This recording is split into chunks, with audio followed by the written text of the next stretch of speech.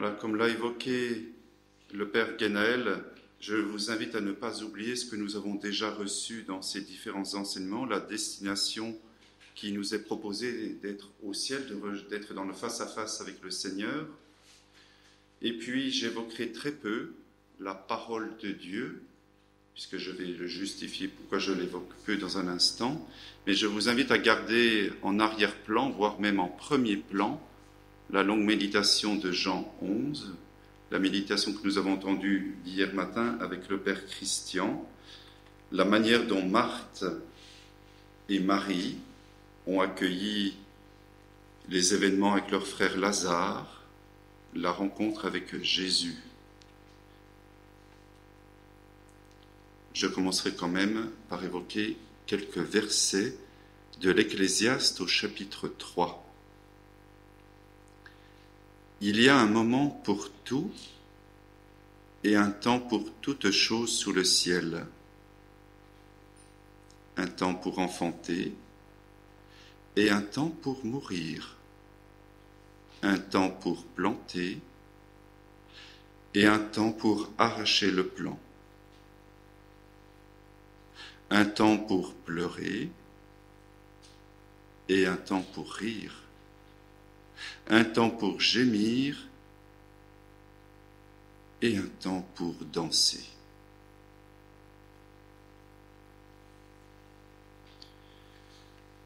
Le temps du deuil est un temps de douleur.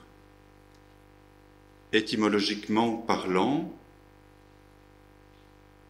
le mot deuil vient du latin et rejoint le mot douleur, la douleur, dolor.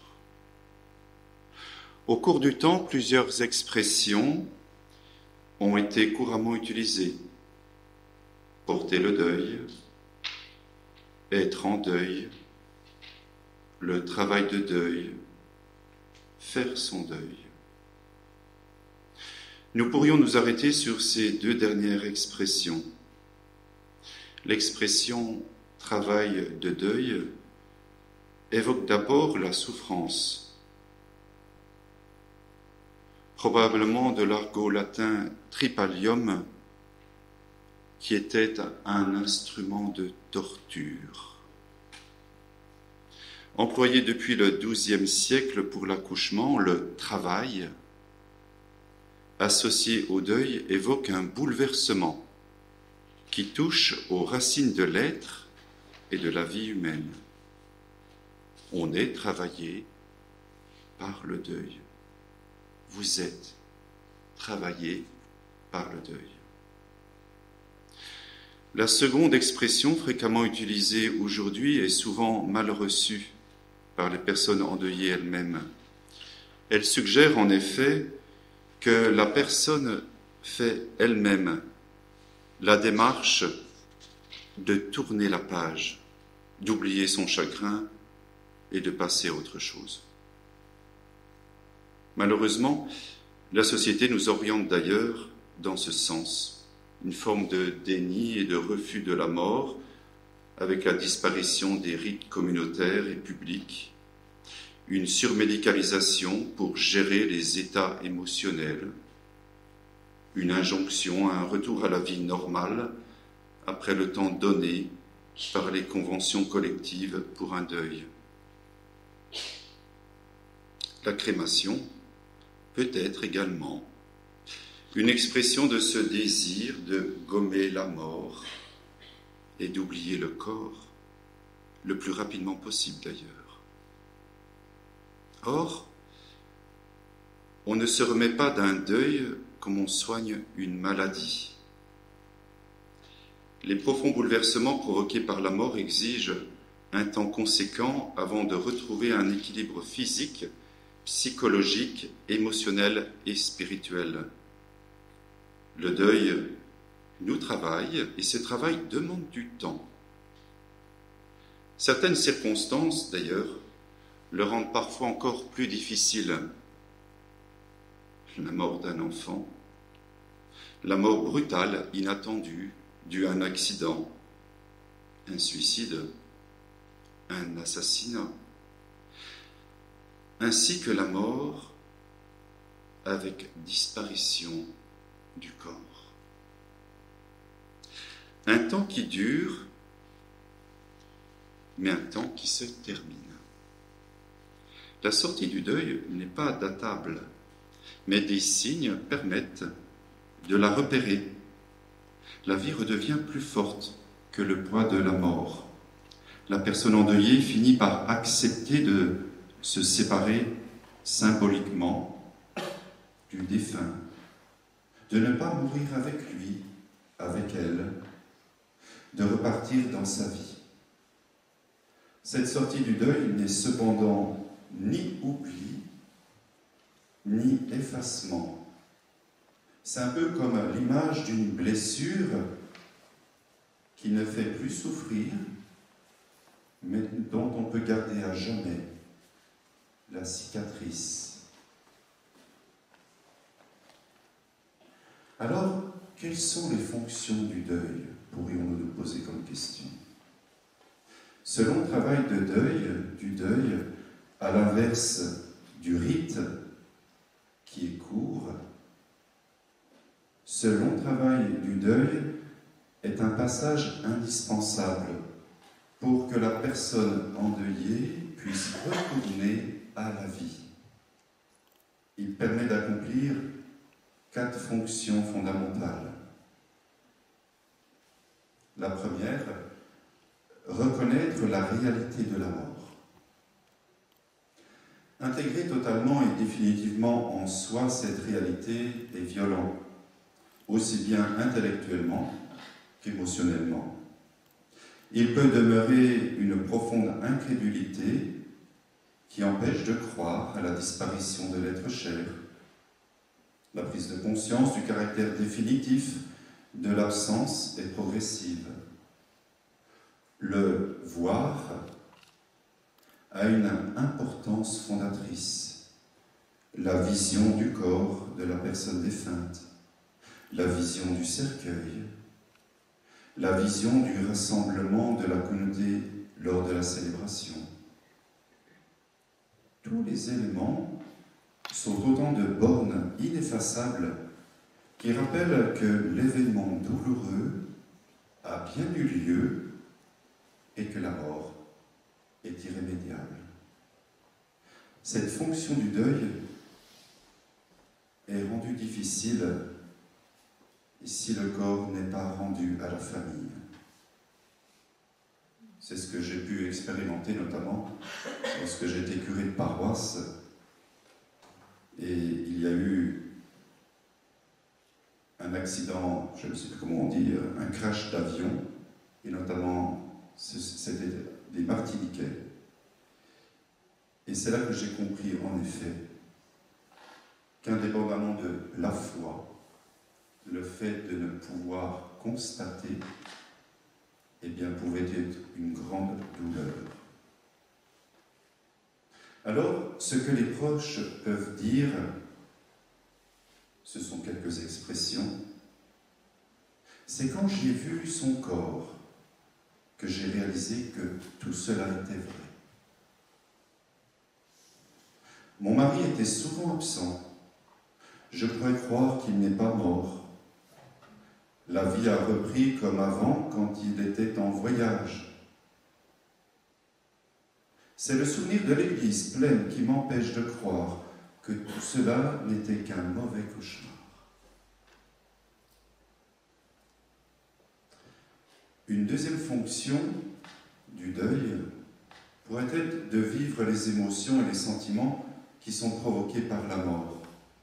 En effet, au moment de la mort, des émotions violentes et parfois contradictoires submergent les proches.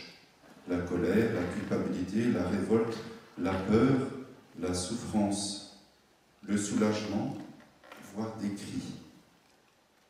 Puis, durant le temps de deuil, la personne endeuillée peut traverser une période de bouleversement intérieur qui seront à l'origine des manifestations diverses. L'impatience, le désintérêt, l'agitation, la nervosité, l'apathie, et peut-être bien d'autres choses.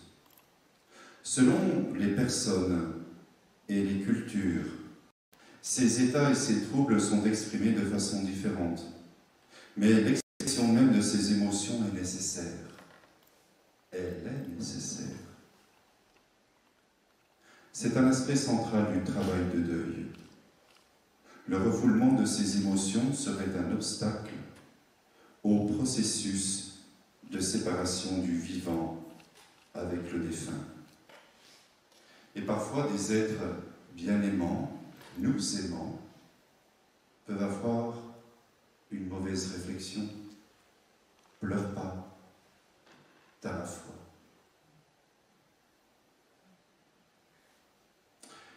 Une troisième fonction du deuil serait, semble-t-il, de construire, d'établir un nouveau rapport au défunt. Le deuil est l'expérience douloureuse d'un lien comme rompu, mais encore bien vivant.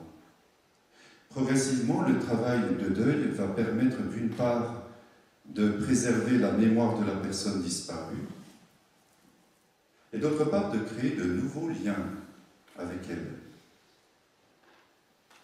Ce n'est pas de l'ordre d'un oubli, pas du tout, mais d'une présence autre, en soi, à travers ce que la personne disparue a transmis et a peut-être laissé à ses proches. Ainsi, on évoquera la recette de cuisine de bonne maman, les conseils de jardinage de papy, en se référant à l'histoire et aux souvenirs laissés par ces derniers. Nous avons peut-être d'autres exemples. Là, pensons aux disciples d'Emmaüs. Notre cœur n'était-il pas tout brûlant?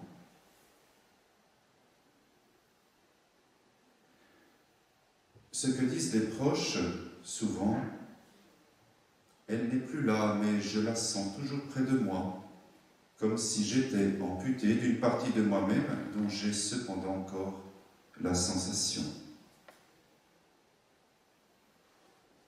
Grâce à lui, j'ai appris que c'est lui qui m'a permis d'évoluer, d'avancer.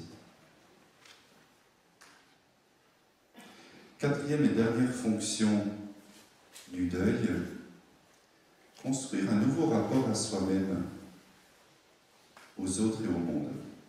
Cette fonction consiste à réinvestir sa vie sans pour autant oublier le passé.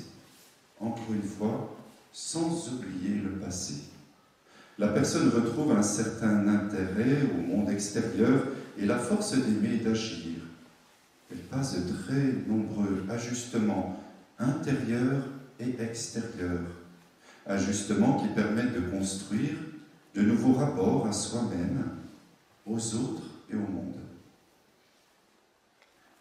Et alors, ce que disent souvent les proches, la vie a repris, comme avant, mais différemment. Je ne vois plus les choses de la même façon. D'un certain point de vue, j'ai grandi intérieurement.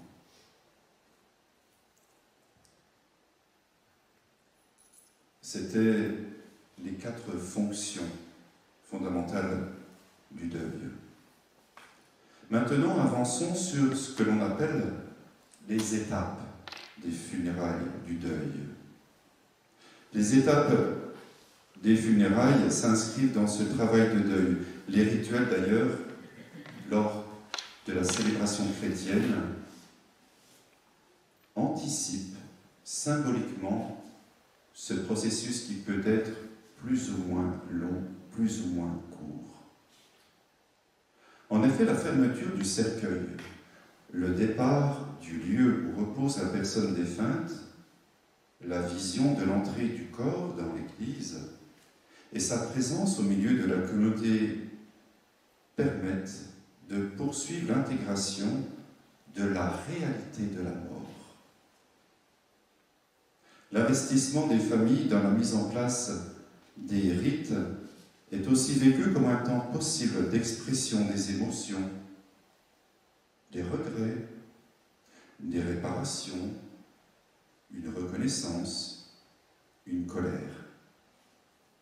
Les sentiments ambigus éprouvés par les familles peuvent être reconnus et entendus au moment de la préparation comme lors de la célébration. Le rituel des funérailles prend en compte et intègre ces sentiments et d'ailleurs va jusqu'à les nommer. La célébration va permettre de faire mémoire du défunt, de regarder avec lucidité et tendresse ce qu'a été sa vie, sans jamais juger. C'est un temps où des pardons sont possibles, tout comme des merci. C'est un temps où les familles sont invitées à rendre grâce pour l'héritage spirituel laissé par le défunt croyant. Et enfin, la dynamique de la célébration des funérailles chrétiennes est telle que l'assemblée doit pouvoir repartir comme apaisée, dans une certaine confiance pour retourner à la vie. Et c'est pourquoi elle invite chacun à repartir en paix dans l'espérance. Ainsi, en intégrant dans sa structure ce qui est de l'ordre du passé, du présent, et en invitant à se tourner vers l'avenir, la ritualité liturgique oriente le temps et replace les vivants dans la vie. Là, c'était un petit appendice, si je puis dire, sur les étapes du deuil rapidement évoquées à travers le rite des funérailles chrétiennes. Maintenant, je vais évoquer véritablement les étapes du deuil qui nous touchent tous, quelle que soit notre foi, croyants ou pas croyants. Et d'ailleurs, après avoir échangé avec Isabelle, elle m'a permis de reprendre conscience qu'en effet, ces étapes peuvent nous toucher aussi en dehors du deuil, dans la vie de tous les jours, lorsqu'il y a une dispute entre deux personnes qui s'aiment, lorsqu'il y a une révolte, un divorce, un licenciement, nous passons, selon les spécialistes en effet, lorsque nous avons différentes situations inattendues, nous passons par différentes étapes dans notre réaction, et donc il est bien question d'humanité et non pas de foi. Encore une fois, j'allais dire, repensons, alors éclairés par l'espérance chrétienne, par l'espérance de la résurrection avec Marthe, mais pensons à Marthe, Marie et leur frère Lazare. Alors, les étapes du deuil. On dit souvent qu'il faut avoir vécu chacune des 4 saisons avant de sortir d'un deuil.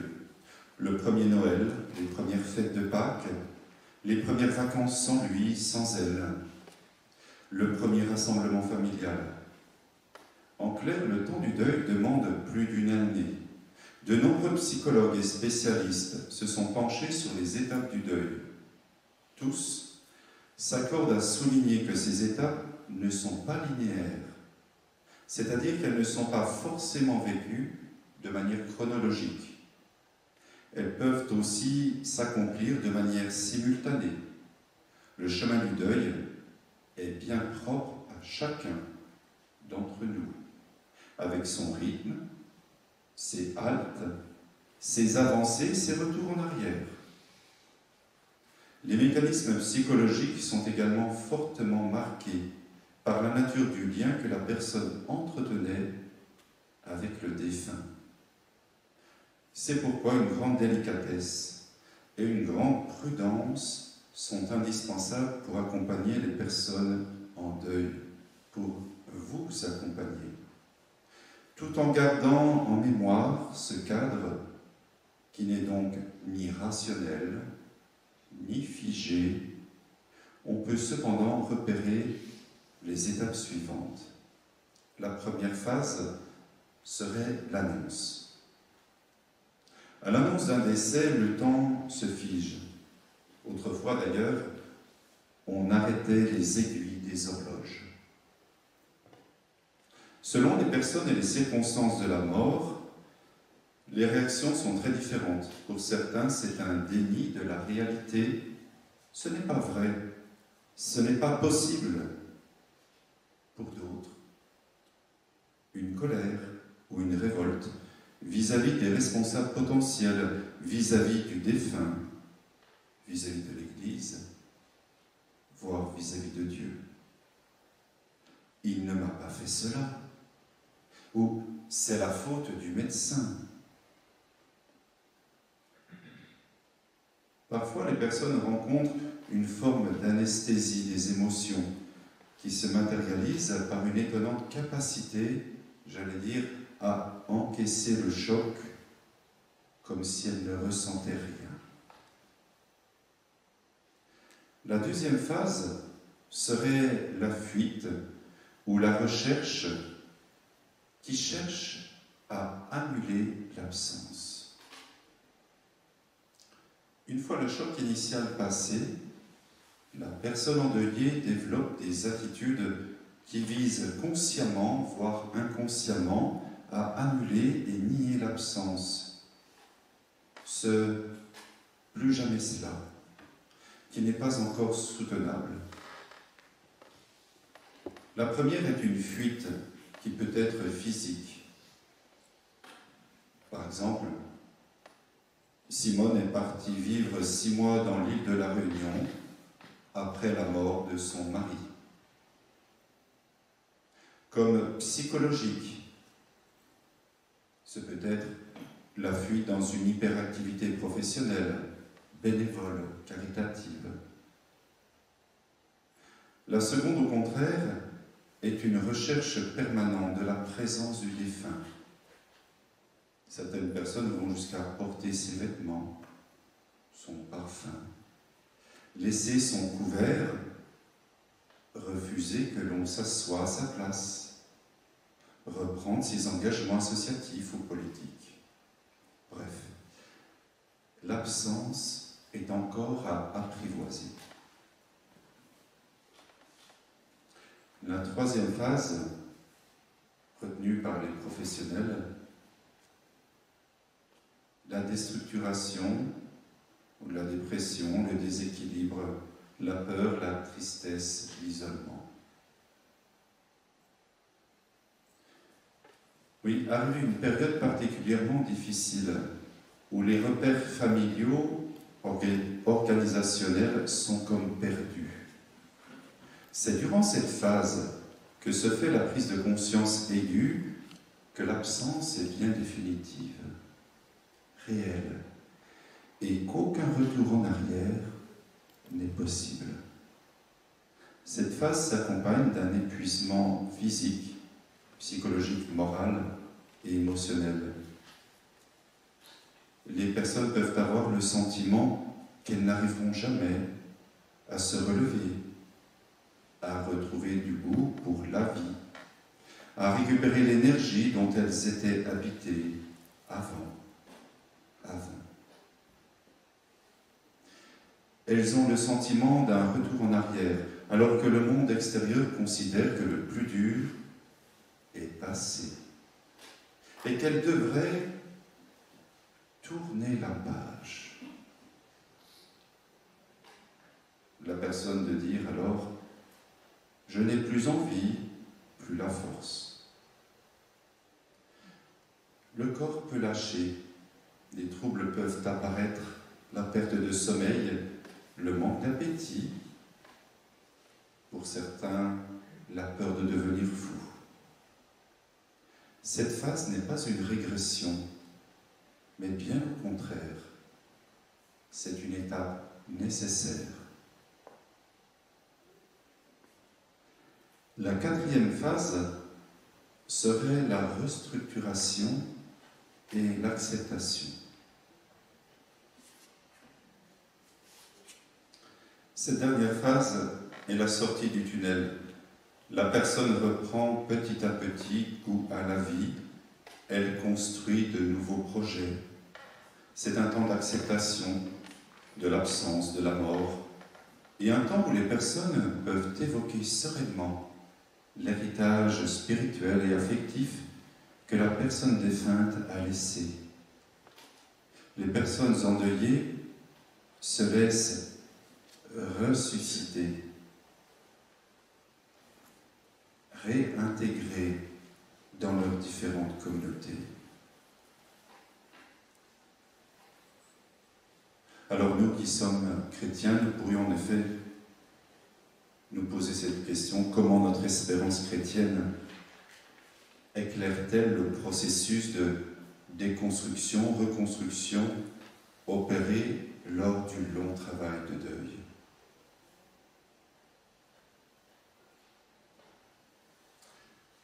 Voilà quelques conseils que différents spécialistes, dont la célèbre psychiatre Elisabeth Kübler-Ross et d'autres, David Kessler et d'autres encore, évoquent quelques conseils. Le premier conseil donné pour surmonter, pour vivre ces étapes du deuil, serait premièrement d'exprimer ses émotions. Selon eux, il est important pour surmonter un deuil d'être à l'écoute de ses propres émotions et de les prendre en compte. Prendre du temps pour pleurer ou se refermer sur soi-même peut aider à passer une partie de la période du deuil. Un deuxième conseil serait de demander de l'aide. Cette aide peut provenir de la famille et ou d'une aide extérieure, voire professionnelle. Il n'y a pas de honte à demander l'écoute de nos proches dans un monde qui est si peu enclin à l'écoute. Cette écoute, bien sûr, pour nous pasteurs, doit rester bienveillante et sans jugement. Le troisième conseil serait de passer du bon temps sans culpabiliser. Il n'est pas question de vivre comme nous l'a déconseillé saint Paul dans la lettre aux Romains, dans la beuverie, etc. Mais passer du bon temps. Il est courant qu'après la perte, le départ d'un être cher, d'un proche, et notamment lorsque l'on rentre dans la période d'acceptation, de culpabiliser lorsque l'on passe un bon moment, tout simple soit-il, que l'on oublie, il nous semble oublier le défunt. Il faut au contraire voir cela comme une progression dans la résiliation du deuil. C'est aussi une étape sur notre chemin, sans jamais oublier la personne défunte. Quatrième conseil, avoir des rituels pour accepter le deuil. Il faut s'autoriser des petits rituels de deuil pour accepter le départ d'un proche, comme par exemple tout simplement l'anniversaire de décès. Cependant, ceux-ci ne doivent pas empiéter sur le quotidien. Ils ne doivent pas nous enfermer dans un présent qui ne serait que passé,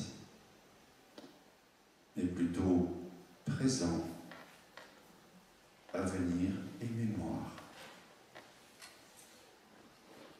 Cinquième conseil, raconter son processus de deuil par le biais d'activités artistiques. Certaines personnes ont des dons pour écrire, pour peindre ou composer une musique sur son processus de deuil qui permet d'extérioriser sa tristesse et qui permet donc d'extérioriser ses émotions. Sixième conseil, et ce n'est qu'un conseil, mais vigilant. Rester vigilant sur sa consommation. La perte d'un proche peut entraîner chez certains une consommation excessive d'alcool, de médicaments ou pire encore, de drogue.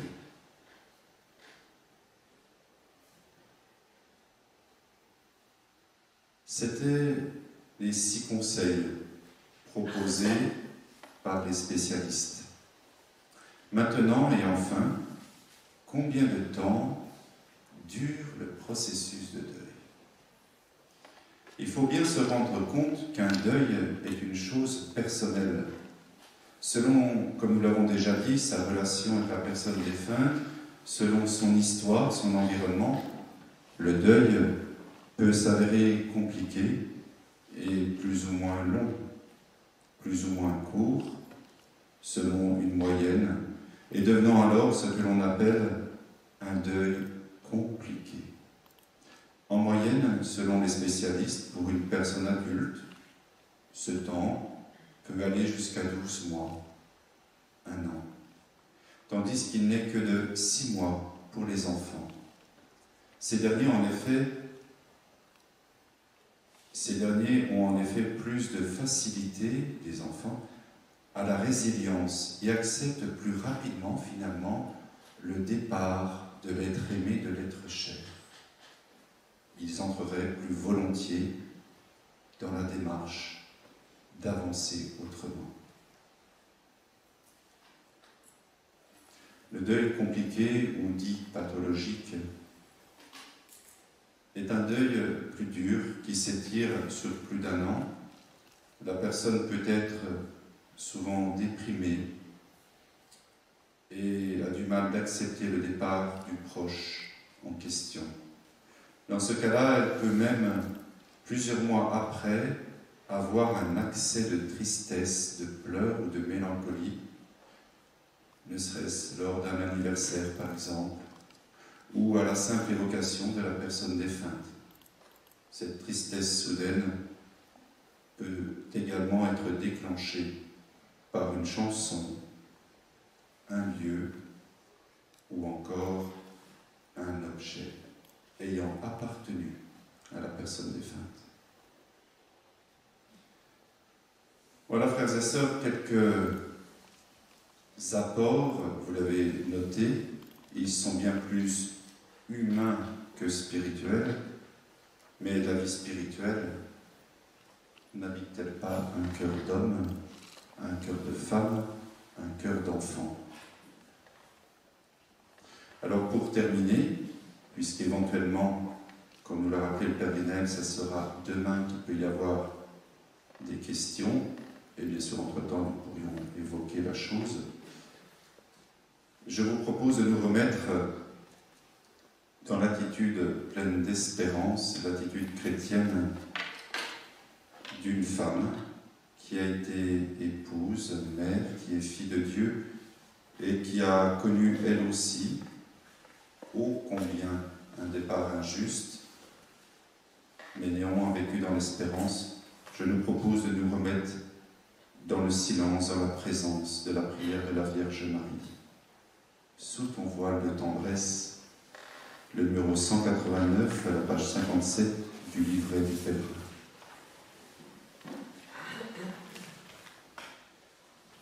Sous ton voile de tendresse, nous nous réfugions. Prends-nous dans ton cœur de mère, où nous revivrons. Marie, Mère du Sauveur, nous te bénissons. Marie,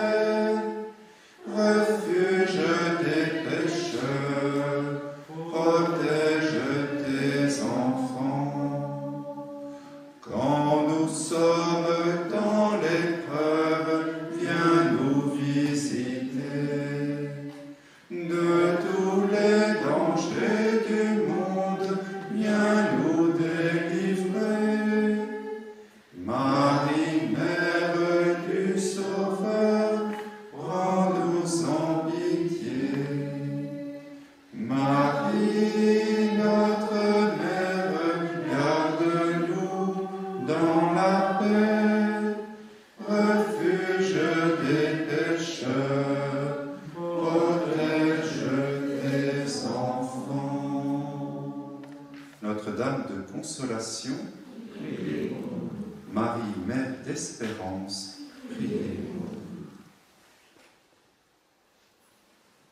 voilà, nous vous laissons dans ce temps de silence nécessaire aussi, ou de rencontre pour celles et ceux qui auront besoin. Le prochain rendez-vous, je veux dire, immédiat, le plus proche pour nous, c'est l'Eucharistie à la chapelle des apparitions.